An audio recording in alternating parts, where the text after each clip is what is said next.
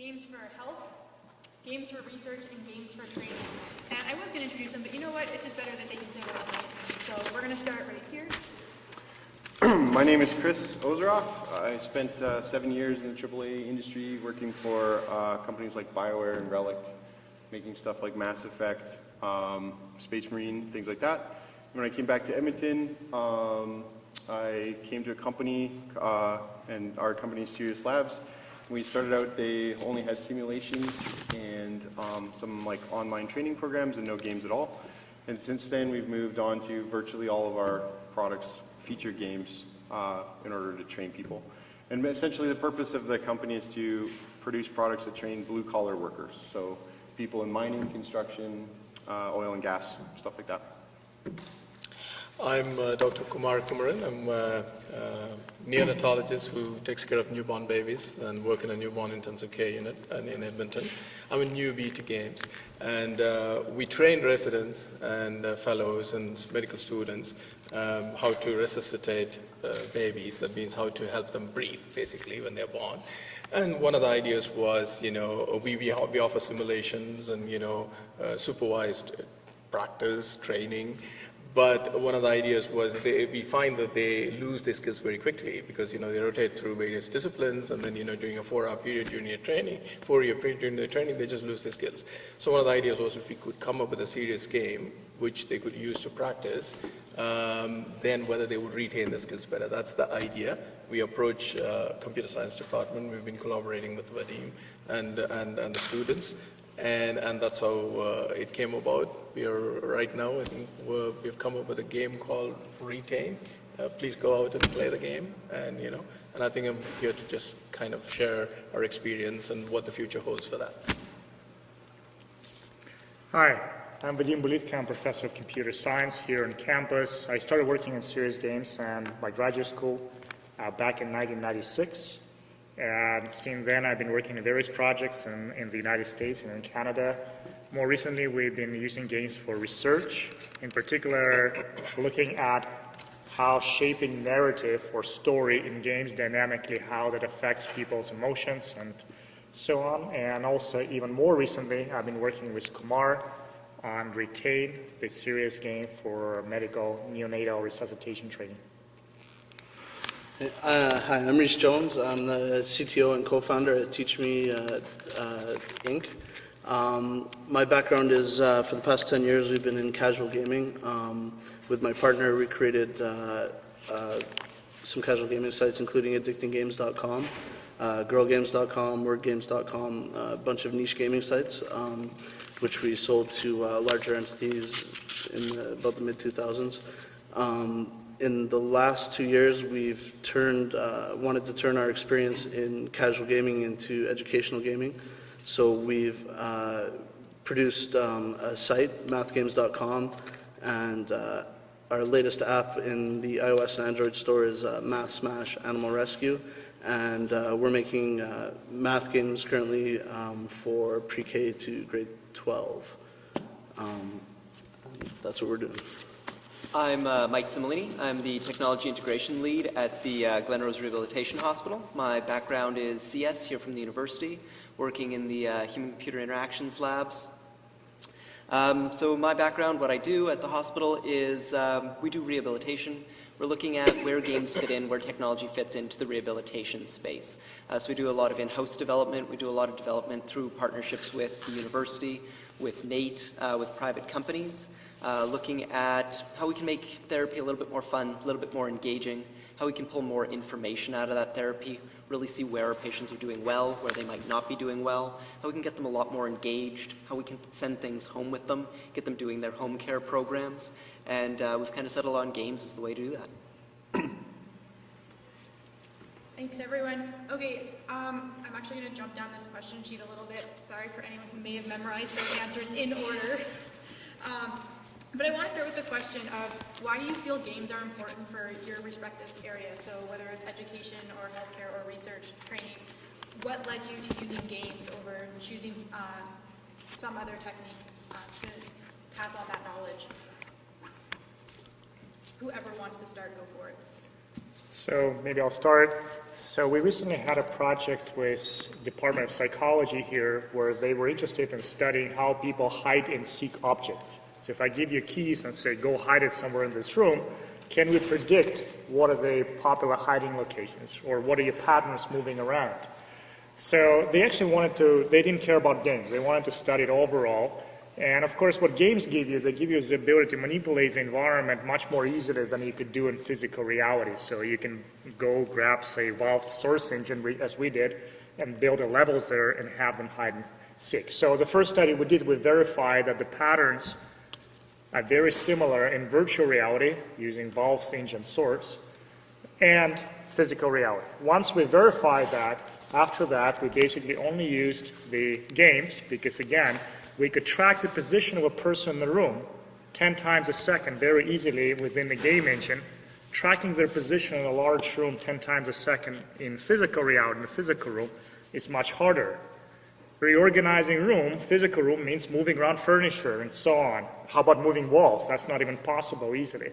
In a game, that's a easy matter. So for the domains where the behavior in a virtual reality is very similar in whatever you're looking at a physical reality, you can run your experiments and find a lot of interesting data using games. So in the rehab hospital, we sort of use games in two different spaces, the serious games. The first is in simulation. So we actually have a full driver simulator that we use for retraining patients post-stroke, post-amputation, post-spinal injury, how to drive. And in that regard, real benefit to gaming is being able to create a safe environment for our patients where they can test things out, try things out, not have any risk of real failure at the end of the day, but really push them, really challenge them, really figure out what they're doing. So we get the sort of NP hard side of gaming, really gets to push the limits of what we can do. On the other side, we're doing things that are a little bit more fun, a little bit more engaging. So end of the day, honestly, rehabilitation's boring. It's all about repetition. It's do this 50 times, lift your arm over your head 50 times, do this stretch 50 times, do something else 100, 200 times every day for 3-4 weeks. We know it works, we know it's effective, we know that's how patients recover. But you're sitting in a little right room at a little table, maybe wiping it down with a damp cloth. Wouldn't it be a lot more fun to grab a derby car and slam into a giant rocket-powered pony and watch things explode? Yeah, that's going to be a little bit more fun, a little bit more engaging. So that's where we really push on the more commercial-ish style of games. The more traditional style of games is looking at those ranges of motions, looking at cognition, looking at the same therapies we'd normally do in clinic, but take that engagement, take that fun, take that joy out of playing a game and put that into the rehab space so that our patients actually want to be there. They want to show up. They want to do their therapy. That's where we're really seeing the benefits of games. Taking the lead from there, I think one of our issues was we offer simulation, and there's always a lot of resources that go into manpower that goes into training people, training residents, training students, and training physicians. And then we see that the retentions is actually very minimal, and I think most of the research studies, interestingly, have shown that if you're not practicing it day in and day out, it kind of goes away in about 4 to 6 weeks' time. And, that means, when they come back again, or if they're faced with a similar situation, are they going to be able to do that? And I think that's the major worry. And I think that's where we started to look at, we were thinking, what a game could be a way where they could practice in their own time, whether if we could really simulate this in a gaming environment and with a real-time feedback, and whether that could be a better way of retaining skills. And I think that's the whole idea, and I see a lot of value in it, and I think that looks like a future to me. For us, coming from the casual gaming world, we see how engaged players are in casual games. If you think to Facebook games like Candy Crush or things like that, people play those things quite obsessively. After working for many years, trying to drive engagement and becoming pretty good at getting people to play games, we wanted to take that engagement opportunity to students in education And we're seeing right now students are answering 2 to 3 more times, or 2 to 3 more times questions when they're playing in a game format than when they're playing in a traditional quiz or drill format. So basically we want to take our learnings in casual gaming and get students engaged in practice and learning. So in terms of training people, so particularly if you look at sort of operation of a vehicle, there's definitely a huge element of what Vadim is saying. In terms of, one of the things that games or simulations allow you to do is to create situations that would be dangerous to replicate in real life. So we can't actually have somebody go up in a real boom lift and tip it over and crash it, because that would kill them. So, there's definitely things that you can do in a virtual world that you can't do in the physical world. But another point to just sort of to add to the points that we already have here is that of a demographic shift. So there's a huge demographic shift going on in virtually every industry. U of A actually got ahead of it in terms of professors, and they sort of aggressively hired professors several years ago to avoid the problem that all the universities are going to have, where all of the professors are going to retire, and then they're going to have to be competing for the same pool of potential professor candidates. So there's that demographic shift is happening everywhere. And in terms of industry, young people that are going into construction and stuff, they have no interest in traditional forms of learning, and they bore them greatly. So games and simulations are a way of engaging those people that are going to be the vast majority of all the people in those industries in only 5 or 10 years. Thanks. So some of you sort of touched on this, but how do you feel that games are actually transforming your domain right now? Have you noticed any big trends in how people are adopting them within your domain, or the effects that they're having on the people using them? I guess I can speak to that. So in a survey this year, it showed that 60% of American high school students are using their phones, their mobile devices for education. And then another kind of twist of that is that the top two of the top 3 categories on the iTunes store are gaming and education. And so students are very comfortable with using these apps and on their devices. So we see a lot of acceptance now with students and teachers that these types of apps, and gaming in particular, is a viable option in the classroom now, and something that can really help teachers get students engaged in learning. So from the health side of things, probably one of our most successful pieces of technology / games that we brought in was through a partnership with NATE. So about a year and a half ago, we had students in their Bachelor of Technology program design and build us what we like to call our game bike. Pretty simple. It's a standard stationary bike that we had the students wire up to a Wii controller so that while you're biking, you can play Mario Kart. Stop biking, you don't get to play Mario Kart anymore. Very first patient we brought through on it, young girl, CP diagnosis. Normally, if we had her using a regular bike or the regular stationary bike, we're probably seeing 15 to 20 minutes of biking before she was done with her session. We brought her up, we had her on the bike, we just kind of let her go. We were having a bit of a news release at the same time, so we weren't maybe paying quite as much of attention as we'd normally be with our patients. Realized as we were going through the day, that she'd been on the bike for almost 2.5 hours at that point. She'd been biking for most of that period of time. She had to pull her up because she was exhausted. She was just having so much fun playing the game while doing her exercise. We'd gotten 5-6 times the number of repetitions out of her that we'd gotten with any other modality. So really having the games, having simulation, things like that are showing huge benefits, especially in our pediatric populations where they're used to playing games. They want to be playing games. It's a lot easier to convince them to sit down and play a Connect hockey game for a half hour than it is to have them stand on a balance board for a half hour, but they're doing the exact same range of motion, the exact same therapy. So the engagement has been amazing when we've started bringing games in. So from education standpoint, all the rage nowadays, of course, is blended classrooms, blended learning, or MOOCs, massively online open courses. And what's interesting about them is that the students in this kind of courses are expected to spend some time learning on their own, not during the lecture necessarily, but at their own home, on their mobile device, or whatever it may be, or on the web, as in case of MOOCs.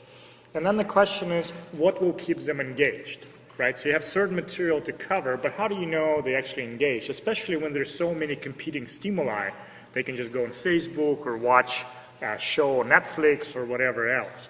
And so one of my research projects is on trying to have computational models of the so-called flow. Flow is a psychological phenomenon by Csikszentmihalyi in the United States, a Hungarian-American psychologist, who postulated that under certain conditions, people fall in this flow channel or tunnel or corridor where they just forget about time and they're engaged. So games are very good. The games have decades, many years of experience of how to design a game, how to adjust the difficulty to put people in that state. So if we can harness that for education, then the students can be in a state of flow studying.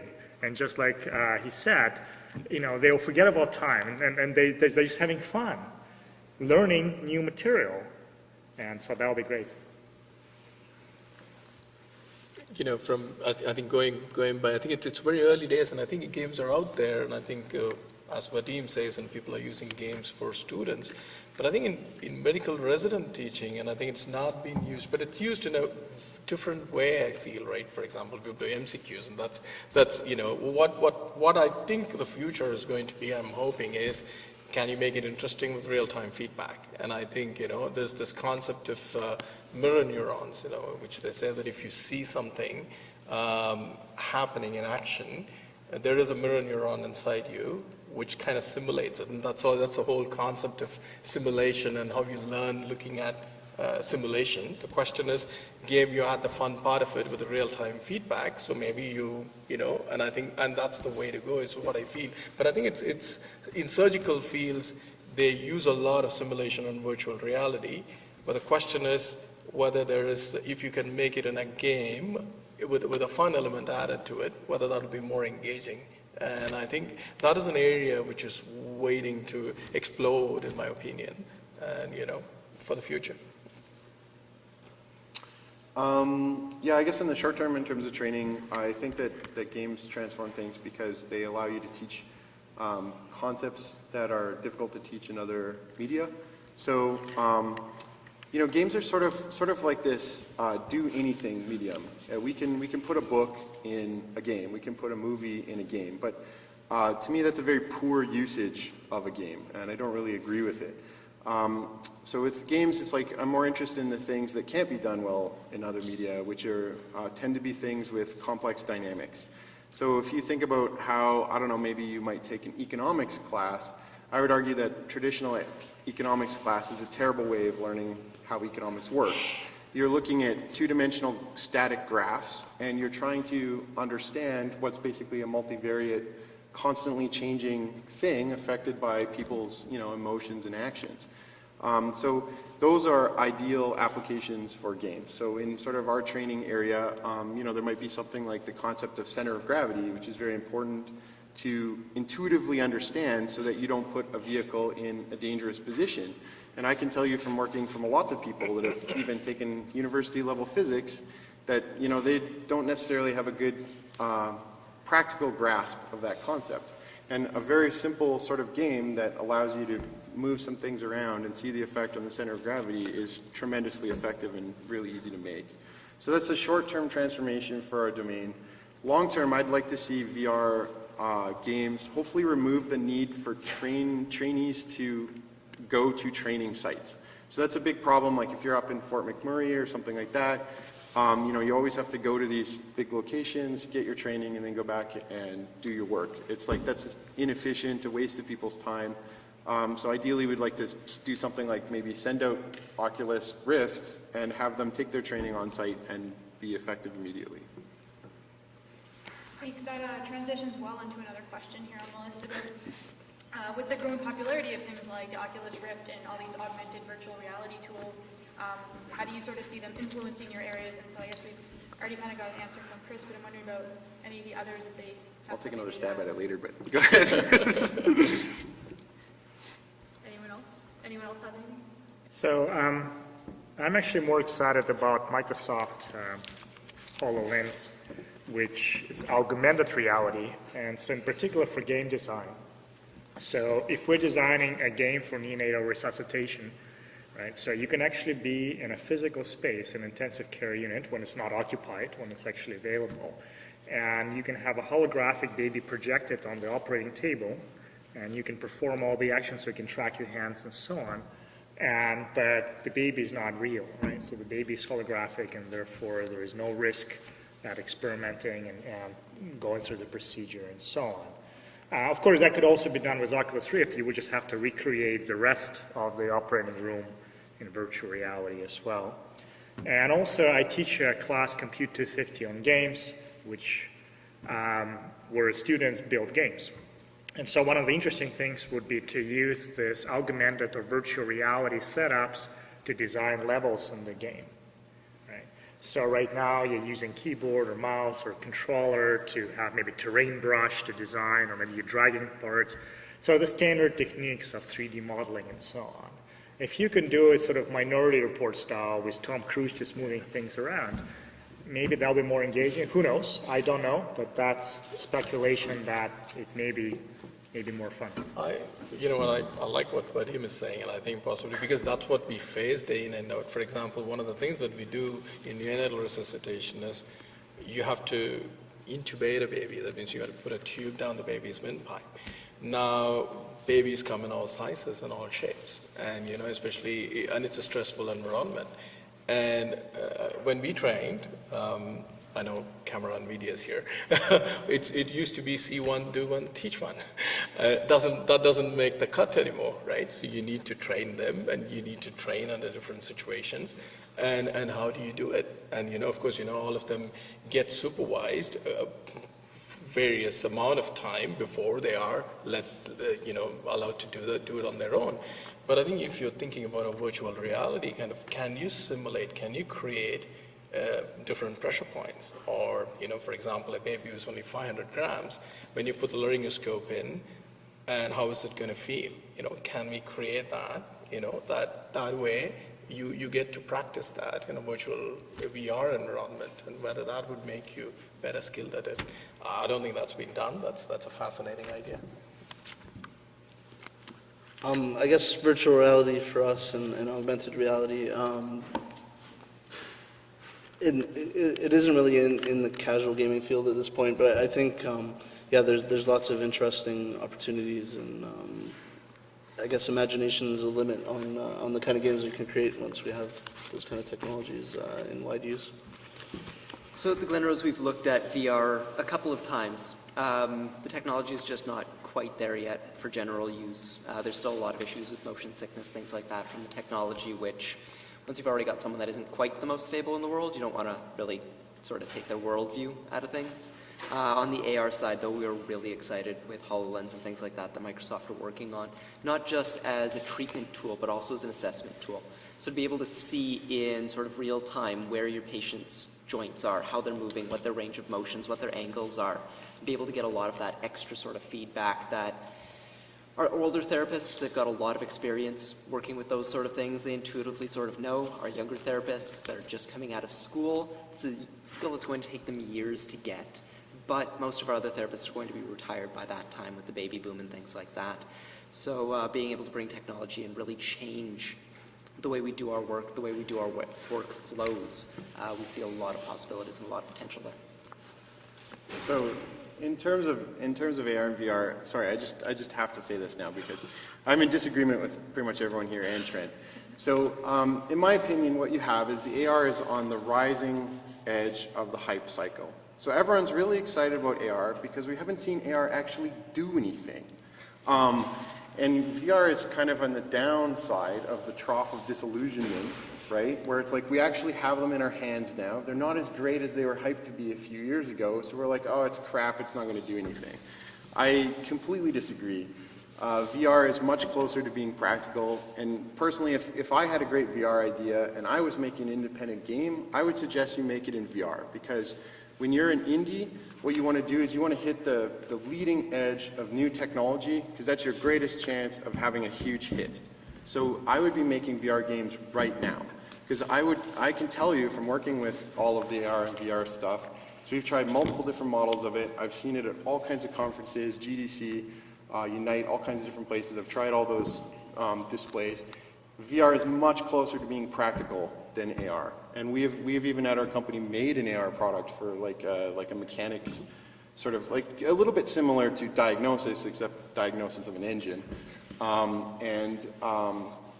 Yeah, I think it's just really not there. But for both VR and AR, the good news is that the biggest problem with those technologies isn't, to me, the resolution of the screen or the latency of the feedback. Like, you know, super smart people like John Carmack are working on that. It's going to get fixed.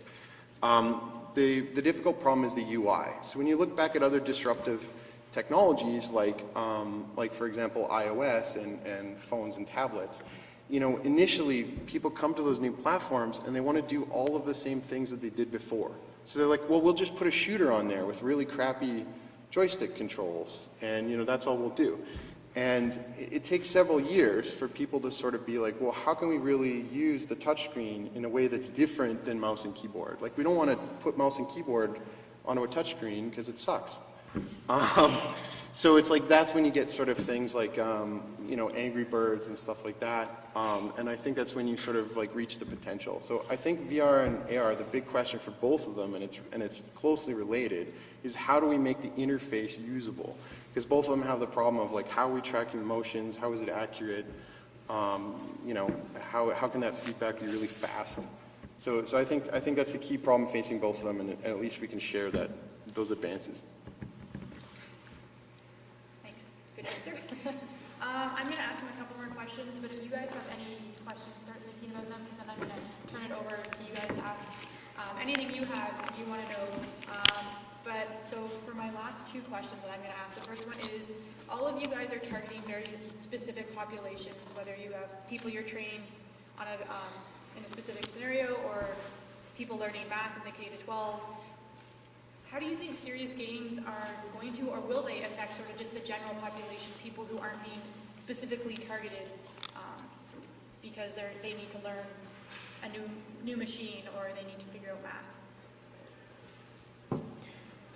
So I think from the engagement perspective, so of games as a device of putting people in a state of flow and therefore increasing their engagement, any person will be susceptible to that. So it doesn't have to be a specific target audience. If you can make people engaged with any activity by adjusting their difficulty and so on, by keeping them in that flow channel, then I don't see why, you know, it doesn't have to be a medical resident, it doesn't have to be a student in my class, it doesn't have to be a MOOC student, it could be anything.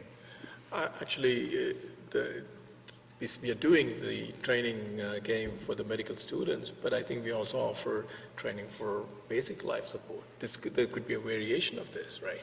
And I see an enormous potential in it. So, you know, and I feel, and I think, you know, first aid, and you know, and I think this could definitely engage the larger audience clearly. I think a game like that, instead of just going once for first aid training or a BLS, then you can actually have it and practice it, have fun with it, then you're more confident and you can deal with it. Yeah, I think the only thing I'd have to add to that is on the simulation side of things. I mean, using driver simulation for driver's training hasn't really caught on in North America yet, but it's a requirement in Europe. In a lot of countries, you'll spend a few hundred hours on a simulator before you'll ever be allowed, even getting in a vehicle with your parents, to drive. Just to be sure you're going to be safe before you ever engage with other drivers. So a lot of it's already come into mainstream. I mean, I remember growing up as a kid, working in the library, learning how to type using leapfrog games and things like that. So a lot of it's already made it out into that mainstream population. I think from our perspective, I mean, computer, laptop, mobile use in the classroom is, we've definitely seen large increases in the last few years. And the new generation of teachers and the older generation are becoming much more comfortable with having games as a tool to educate and for students to practice with. So I think there's, and traditionally the quality of educational games has been really bad. I think most people, when they pick up an educational game, they're expecting it to be, you know, very flat, not have the graphics, not have the game mechanics that people are used to on you know, current gaming apps. So I think there's a really big opportunity for companies making educational games to get out there. Everyone loves Oregon Trail, though. Yeah, Oregon Trail, Math Blaster is one I hear a lot about, but yeah. Yeah, I guess my only comment on that would be, I mean, just look at the diversity of applications we have just at this table. So the only reason that you have to that we're targeting segments of the population is that we can't make everything at the same time, right? So it's like, if you just look at the huge diversity of these segments that are being targeted, you can see that it's rapidly spreading to everyone. I mean, who is not going to school, not ever doing a job, and not ever having to see a doctor, right? So. I actually want to add a little to this. So I agree with all the speakers here, but there is one also consideration here. So in '94, I was working in Silicon Valley in California as a programmer, and we once went to an arcade. They had a lot of force feedback simulators for driving, not arcade style, but still. And then when we walk out in the parking lot, we see all the skid marks, the tire tracks on the parking lot. Very true. Right, so because in a simulated environment, it's safe. So people are willing to experiment with things. And so what I think from a psychology perspective would be important in development to also consider which skills transfer, and which skills which things you don't want to transfer, right? You don't want people to drive recklessly. In the simulators they can, and many do, right? So I play a lot of car driving games like Forza and so on. And there you can do things which I would not want to do in real life because there's a reset button. And your car resets and you reset. Resetting in a real hospital is not quite as easy. Right? So I think that's an interesting study for educators and for psychologists of how to transfer the good things and not transfer the recklessness and so on. Yeah. Okay, the last question I want to ask you guys is, there's probably a lot of people in the audience here who may want to actually get involved in creating serious games. So what advice would you give them? How would you tell them to get started? My advice is the same advice for the game industry. Just make games. So for programmers in particular, right, you generally need a degree. If you're going to get hired and you don't have a degree, that's fairly rare.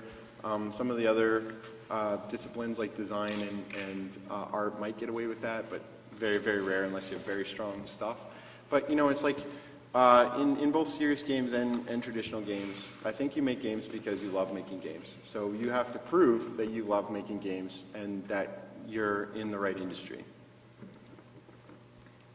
I would say don't be afraid to imagine, and I think then you can make a game or anything. So my answer is simple, just email me. It's my last name at alberta.ca. Okay. I would say to developers out there, I know a lot of developers aren't rushing out to make educational games. It's maybe not the shiniest goal for people. Similar to your plug, we have a free API out there that if you want to use math questions in your games, we offer a free API which will give you all the content. And we do that so that developers can concentrate on good game mechanics and making the games engaging. So we have a table just over here if you want to come by and talk to us. And mathgames.com. My advice, probably don't limit yourself. When I graduated, I was 100% dead set, putting something together, putting a nice portfolio together, trying to get a job at BioWare. I work in a hospital. Yes. Whoever thought a CS grad would end up working in healthcare? I don't think they even saw it when I ended up getting a job there. There's so many different fields that you can get into, that it's not just big games. It's not just AAA development. With the rise of all the free tools, things like Unity, things like the Unreal Engine, you can really just kind of stick in there, build something that you think is fun. Maybe it's horrible, maybe it's the worst thing that's ever come out of anywhere, but you probably learned something. And doing that learning won't just help you in getting a job in the field. It can help you get a job in most other industries. It's a lot of technical skills. It's a lot of logic. It's a lot of thinking things through. And the more you do it, the better you're going to get at it. Yeah, I'd like to echo that with a cautionary tale. I mean, I was in CS and got directly into BioWare. And, you know, I was tremendously naive. I was like, well, the only companies I wanted to work for were either BioWare or Blizzard. So those are really the only ones I was interested in, the only ones I applied for. I can tell you that you know, I enjoyed working on Mass Effect, but it was also terrible. I had 10 months of a 10-month period with no vacation, 70-hour weeks for which I'm getting paid 40 hours. So there are many negative things about the AAA industry, and you should definitely not limit yourself to that. And I would say that the biggest sort of advantage, the greatest thing about serious games is that if you want to make a difference in the world, you know, it's like really all the AAA games is just entertainment. You know, that's nice. It's nice to entertain people, but like, are you actually making a difference? And that's the difference with serious games, is that, you know, you can be saving lives, you can be preventing accidents, you can be training future generations of awesome people. There's many great things about serious games. I just want to echo what Michael was saying. Like, I wanted to become a computer scientist, and then I got into healthcare, and I can see that I'm collaborating with computer science people now about games. I would say, you know, life is a game, design it, play it. Yeah. And just to tack one more thing on, a lot of people always think that serious games don't make it into the mainstream market. Papa and Yo on Steam from a couple studios out there is actually a game about an abusive childhood situation. That's a full commercial AAA title that's available on Steam, easily downloadable, grabbable. That's definitely something to take a look at if you want to go and see that it can be a mainstream good game. area. Yeah. Thanks. Okay, do we have any questions?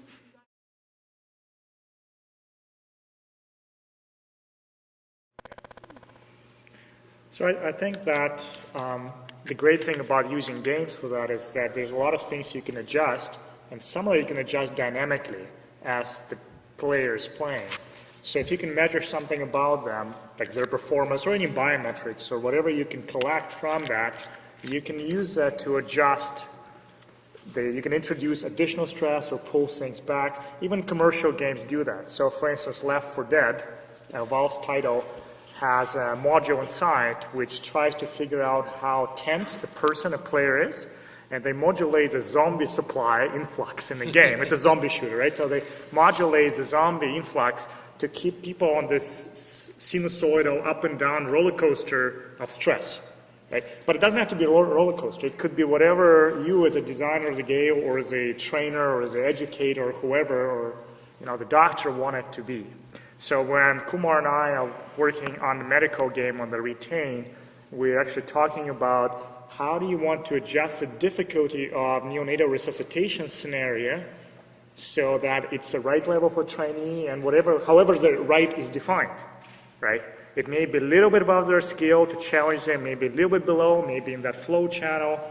That's all open for permutation. In fact, I would argue that in games it's much easier to control that than it would be in real life. And like specifically in your domain, I mean, what it sounds like there is like, take a game that's already done and perhaps like don't change the part that's teaching, and instead sort of like build another game around it that maybe like manages that stress. So you could simulate those things like doors opening and stuff like that. Like you could play distracting sounds in the headphones and try to sort of like build them up to resist that stress. So if it's like that's really what you care about training, then the whole game has to be built around training that thing. So at the Glenrose, there have been two pieces of technology that we've looked at that sort of try to address that. The first is the NeuroSky Mind Wave. So it's a single point EEG, so it gives you a rough idea of your brain waves, looking specifically at attentive state versus relaxed state. And a lot of the research they've done with that has been around children with ADHD, other learning disabilities, to try and give them some biofeedback saying, hey, this is the state you're currently in where you're doing really, really well, and here are ways to get into that state. The other one is a project out of Ubisoft that I think the last time I saw it, it was just called Breathe, but they've changed it 3 or 4 times, and it uses a pulse oximeter, so it measures O2 sat in the blood to do really just a breathing game. It's a really simple meditation game. You're trying to stay on a path, trying to map the breathing rate, and it's using your O2 sat to figure out where that is and try and teach you how to get into that calmer, more relaxed state, how to focus through things. So there are a few products out there, but they're definitely in the minority.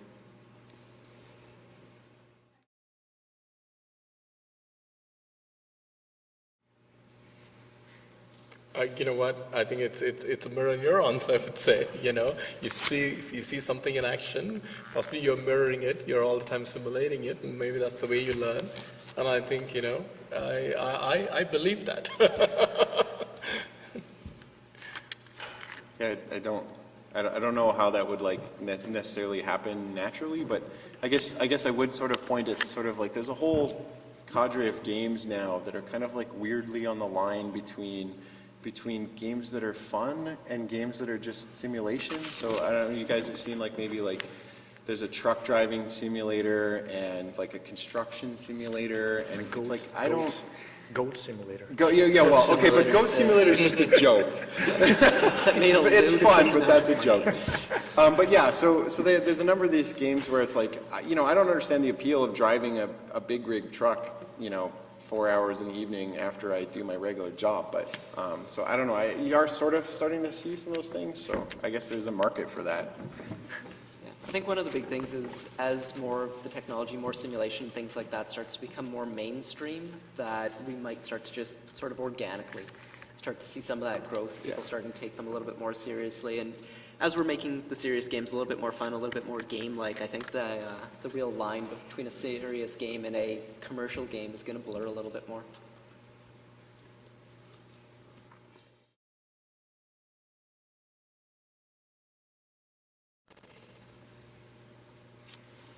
So from doing some work with our driver sim at the hospital and looking at some of our patients, their real goal is to be able to return to drive, and they know for the most part they're not safely able to do that after post-stroke or post-spinal injury or things like that. A lot of our scenarios do build in those hard and fast metrics, what their braking distance was, how far they were away. One of the scenarios we really like has pedestrians wander just randomly out into the middle of traffic, and at least the first 4 or 5 times that it happens, someone hits them. And it pulls up this nice little graph next to them that says, hey, this is the probability that you killed this person, and what the probability of various injuries and things like that were. And it does, for some of them, it hits home, and they go, oh, wow, I just killed someone. Yeah, it was a virtual person, but me not driving the way I should be is clearly a problem, and they learn a bit from that. Other people go straight over their head, doesn't help at all. So I think some of it ends up being about the person themselves more so than the message that we're building with. I think that's an interesting point. And commercial games, for instance, had a history, you know, if you think about shooters, right? So in shooters, they show effects, you know, in a cartoony way often, but still.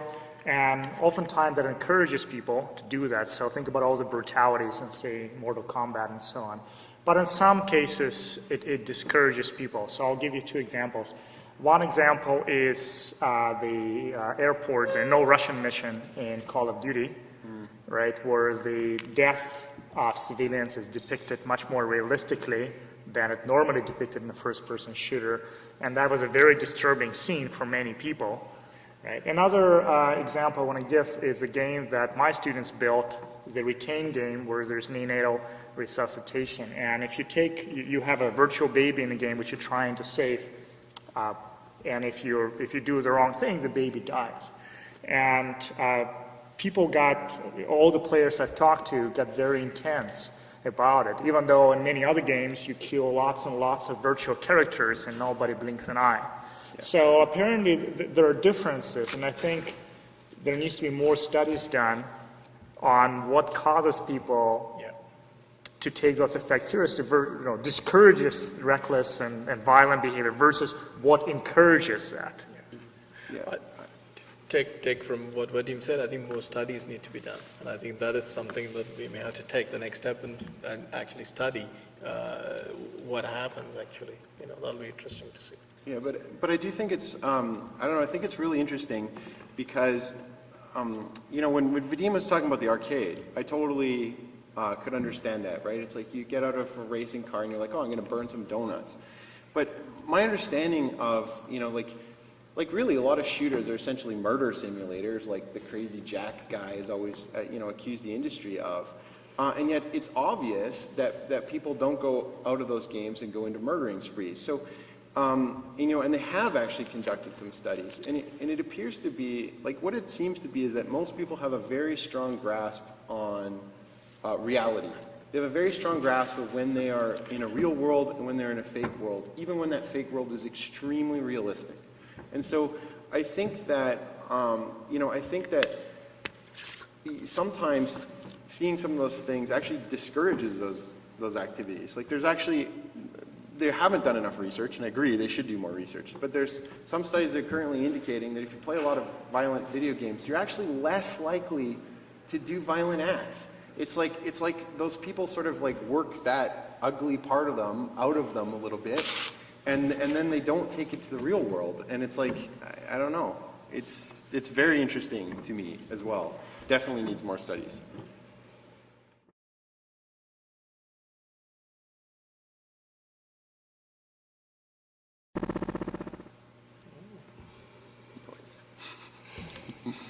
Do you want to take that? Sure. So actually, I got to have the experience of going to the first ever Games for Health Europe conference about not quite 2 years ago.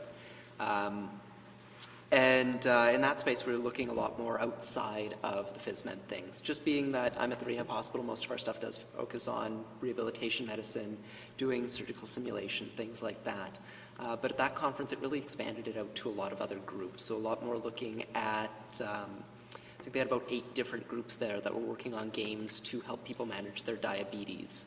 At Toronto Rehab, we have the pain game that's designed specifically for pediatric cancer patients, how to help them manage pain, how to figure out where their pain levels are. So a lot of groups are starting to move into those areas. A lot of it more becomes, I feel, that some groups still haven't and still aren't taking games seriously. They're not quite seeing where there might be benefits. But I know at least in Amsterdam, they're banking hard on video game development. They've actually redesigned 2 of their universities to teach game design courses in the serious games space. So Europe is definitely starting to pave the way as towards where games will be in health and what fields they look at.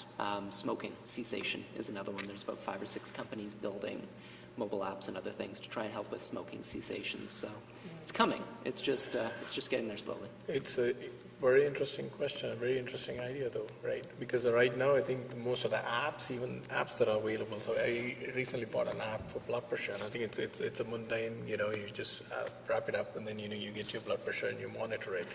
And, whether just by having it, you can actually make it more interesting and you can modify your behavior, and that could be more useful rather than just having a recording of your blood pressure and then seeing it in a graph format.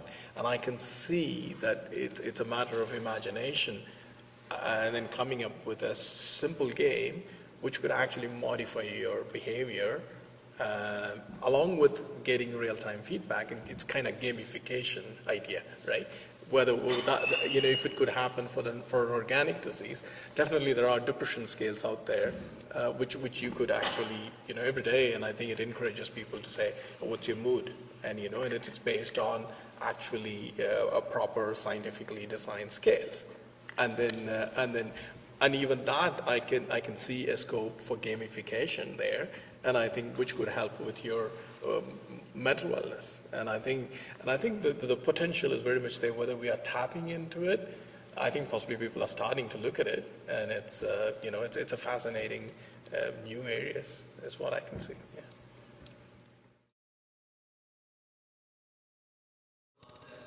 Is there some limit, and have you started reaching it? Do you see a limit in the future, or do you think like a PhD in the future can be different all the way? I don't see any limit. Like the limit with computers is the limit of the human ability to imagine. Like, there's a few NP hard problems. There's a few things that get in the way, but generally there's extremely good heuristics. There's extremely good ways of faking those things and making them extremely realistic.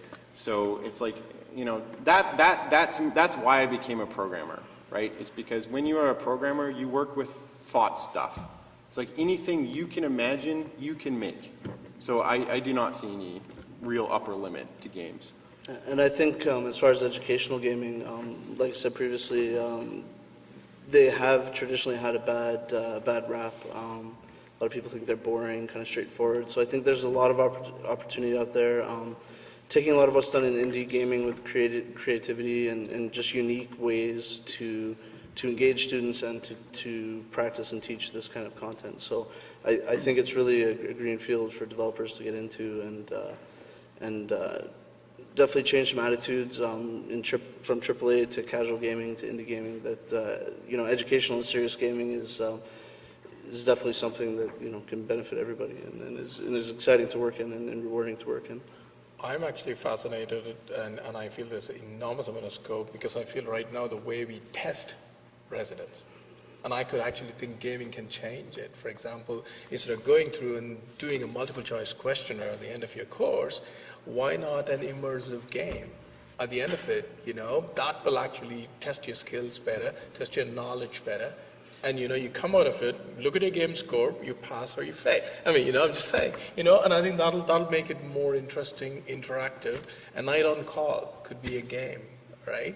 And I think you could create. I think sky is the limit. I see, see ideas. Yeah, and I mean, if you look at something like folding at home, where it's more gamification than game, but that's got laymen doing protein folding, which is 4th, 5th year university biochemistry. So we're already starting to push where we can go with some of these things. Yeah.